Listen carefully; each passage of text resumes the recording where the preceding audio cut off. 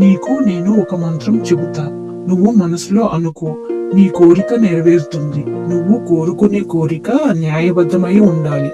అత్యాశ కోరికలు కోరుకోకూడదు. మళ్ళీ చెప్తున్నా, న్యాయంగా లేకపోతే ఆ 3 వరాలు ఫలించవు. సరేనా? స్వామి, ఆ 3 వరాలు ఎలా వస్తాయి? 1 నువ్వు నివసించడానికి, 2 తాగడానికి, 3 పంటలు పండించుకోవడానికి.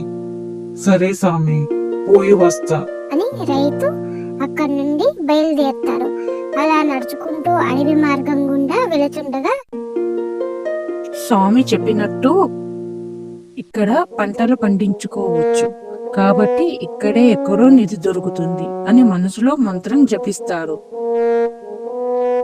నాకు లెక్కలేనంత ధనం దొరకాలి అని మనసులో మంత్రం జపించుకుంటే